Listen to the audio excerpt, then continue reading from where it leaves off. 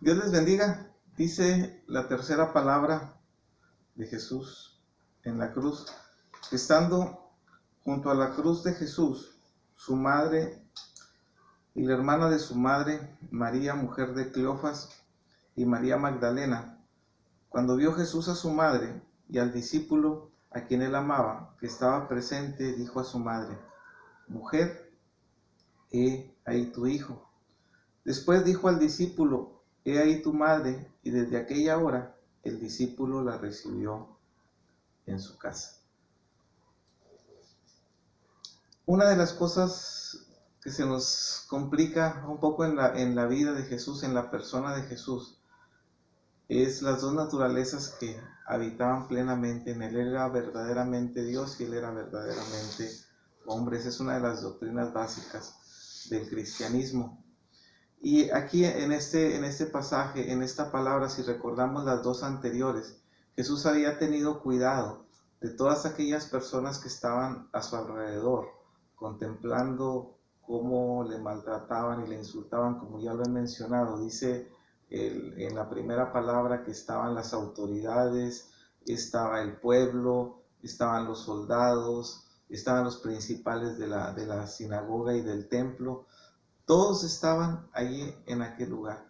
En la segunda palabra, Jesús tiene cuidado de las dos personas que están a su lado, crucificados también por sus delitos. Dicen que estos hombres eran malhechores, y uno de ellos le afrentaba también diciéndole que si él era el Mesías, que se bajara de la cruz y que los bajara a ellos también, que se salvara a él y los salvara a ellos. Y también tuvo cuidado de uno de ellos, aquel que le dijo: cuando vengas en tu reino, acuérdate de mí.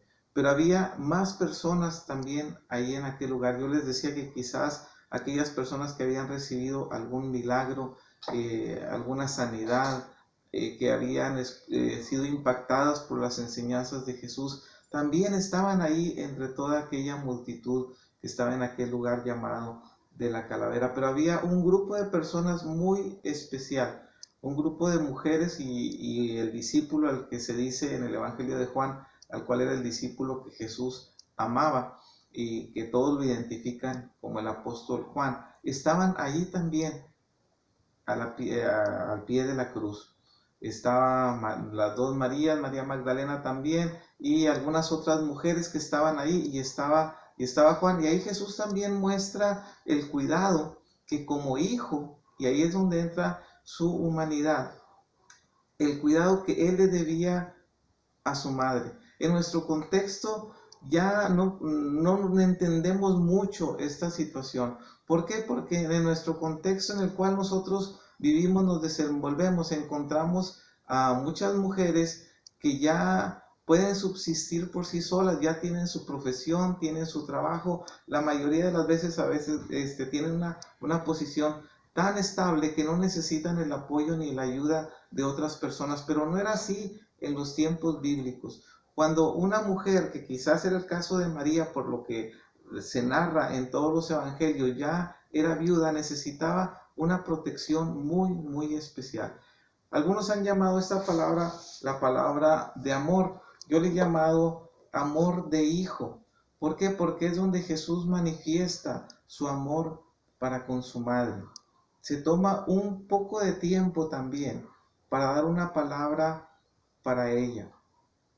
Es la penúltima vez que Jesús se dirige a las personas, y en esta ocasión toma a su madre y a su discípulo que amaba y que sí amaba mucho, y les da esta palabra: mujer, he ahí tu hijo, hijo, he ahí tu madre. ¿Por qué tan importante estas palabras de Jesús para su madre y para el discípulo el cual amaba? Si ustedes recuerdan, hace poco celebramos Navidad. ¿Y qué tiene que ver la Navidad con este tiempo? Después de que Jesús nació, fue llevado al templo, según el Evangelio, según San Lucas, y fue presentado en el templo, que allí había una persona muy, muy especial que se llamaba Simeón. Este hombre toma a Jesús en sus manos y profetiza acerca de él. Pero al final de que termina la profecía respecto a la vida y ministerio de Jesús, se dirige a su madre y le dice algo muy impactante. Le dice que llegado el momento, dice, una espada traspasará tu alma. Para que nosotros identifiquemos un poquito cómo se sentía, cuál era el dolor que aquella mujer junto con quienes le acompañaban y el discípulo, por supuesto, y todos los seguidores fieles de Jesús que quizás no levantaron su voz en aquel momento, pero que quizás estaban presentes, o al menos este pequeño grupo estaba allí presente, cómo se sentían, y en especial cómo se sentía María, cómo se sentía la madre de Jesús en aquel momento. Creo que Simeón lo describe de una manera muy específica y le dice, una espada traspasará tu alma. Una espada te traspasará. Será tanto el dolor en tu corazón en algún momento de la vida de tu hijo que tú vas a sentir un dolor muy, muy grande. Imagínense el caminar de ella, que si estaba al pie de la cruz es porque llevó todo el proceso, es lo más probable, desde que quizás Jesús fue arrestado hasta que fue crucificado, toda la angustia y todo el dolor que causó en su vida. Y recordemos que Jesús era el primogénito. La Biblia describe y dice que Jesús tenía más hermanos, pero él era el primogénito.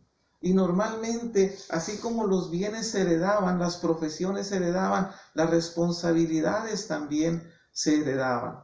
Nosotros ahora normalmente los padres nos esforzamos por quizás tener algún patrimonio para que cuando ya no estemos, nuestros hijos se vean beneficiados con ello, y creo que esto es bueno. Sin embargo, en los tiempos bíblicos, el varón, la cabeza del hogar, era el responsable de todo lo que sucedía en la casa. Y había personas, y al menos por lo que se describe de la familia de Jesús, no eran pudientes, no era una familia rica por la profesión que tenía, quizás era una familia modesta. Pero lo que se describe es que el papá, José, ya a estas alturas ya había muerto.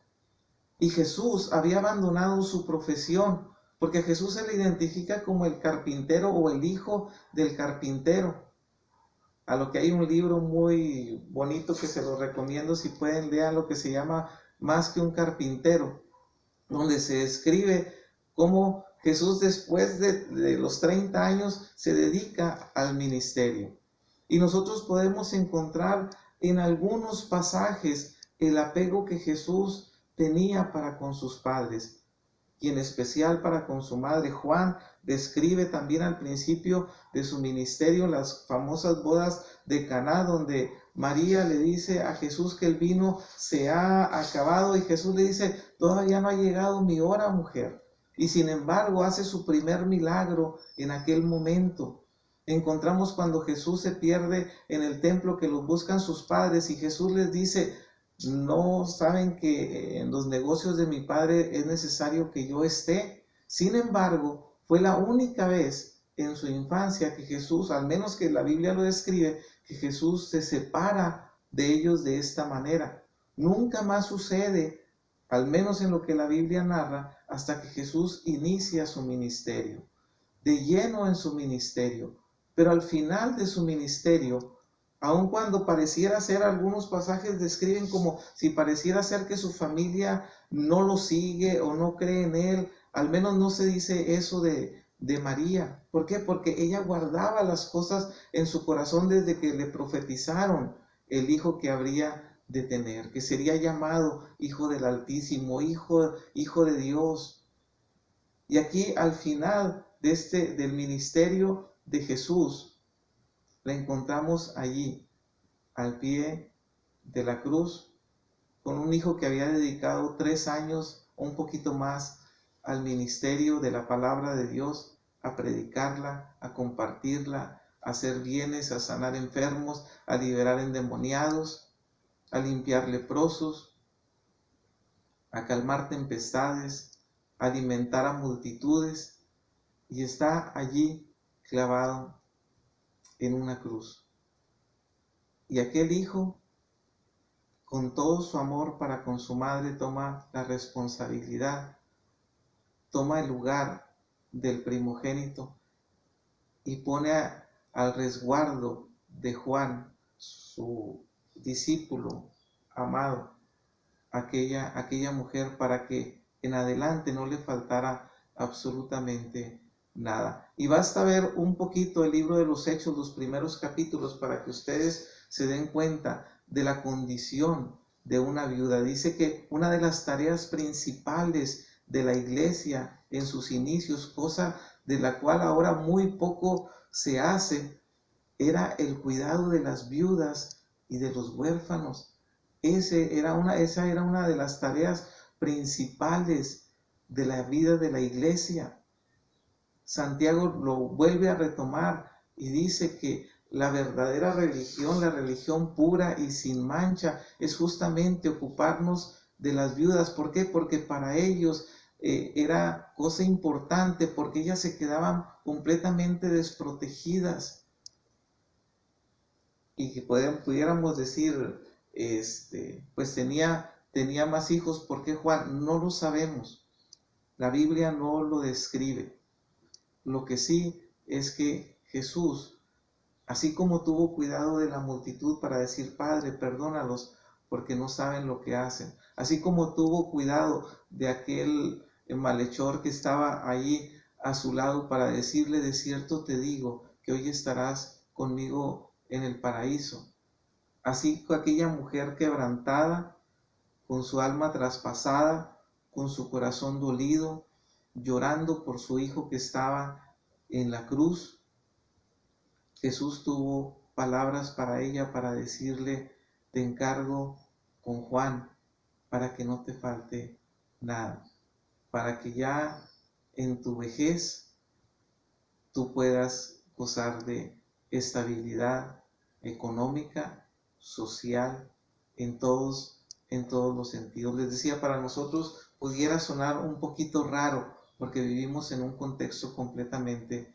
diferente, pero en el caso específico en el cual este pasaje se escribe, una viuda y que había perdido a su hijo, el primogénito, necesitaba un cuidado muy especial.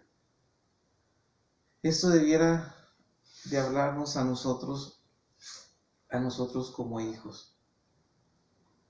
Nuestros padres merecen nuestro amor, nuestro apoyo, nuestro cuidado.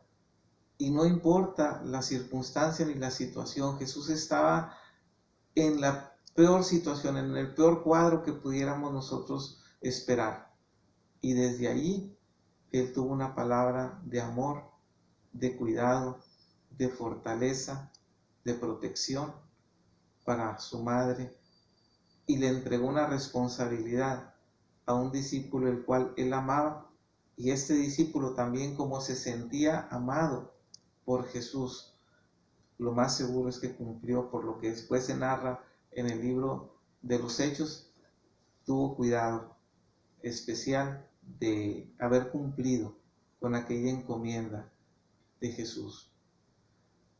Jesús sigue teniendo cuidado de nosotros. Cuando nosotros acudimos a Él, cuando nosotros sentimos que nuestra alma también es traspasada quizás por los problemas, por la ingratitud, por las situaciones económicas, por la enfermedad, por lo que sea, Jesús tiene cuidado de ti. Jesús tiene una palabra de amor para ti.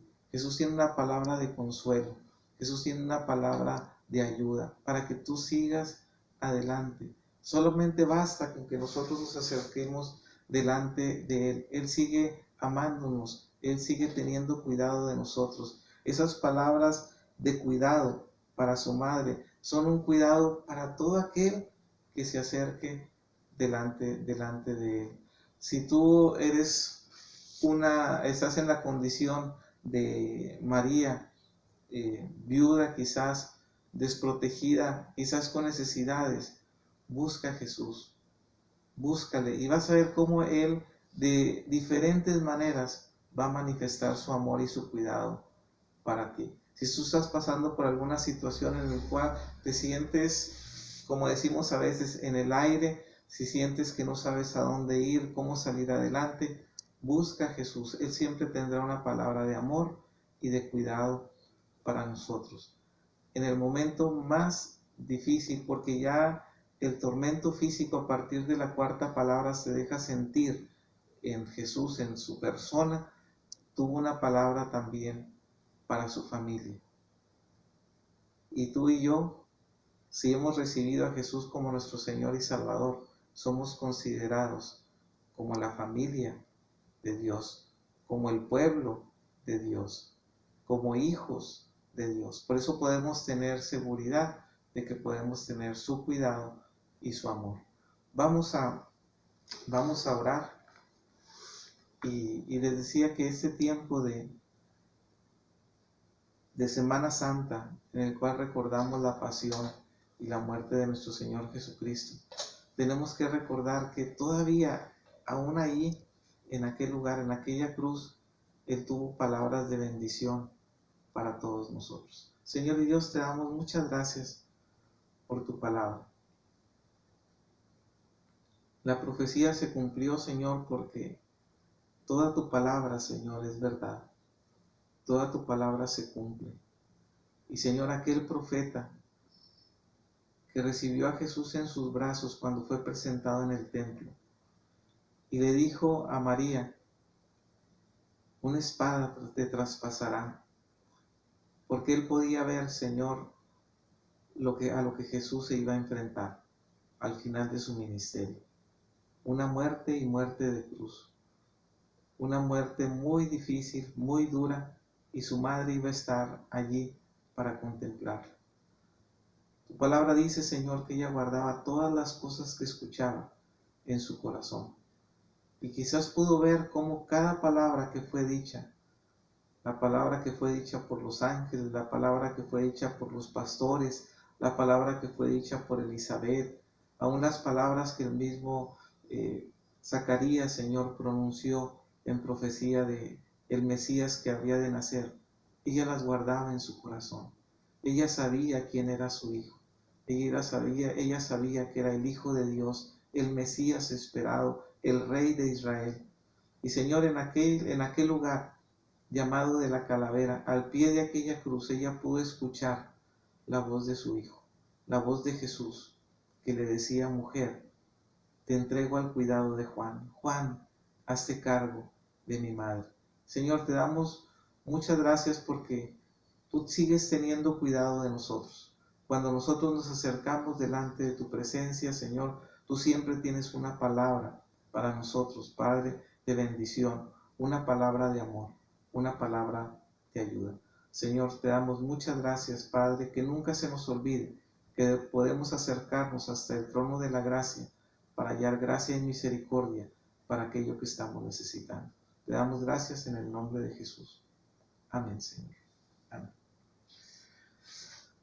Las dos palabras siguientes narran todo el tormento que Jesús sufrió como hombre. En la cruz vemos al grado máximo toda la humanidad de Jesús. Jesús era verdaderamente hombre y verdaderamente Dios. Dios les bendiga. Esperamos mañana en ese tiempo devocional con las dos siguientes palabras: tengo sed y Dios mío, ¿por qué me has desamparado? Dios les bendiga.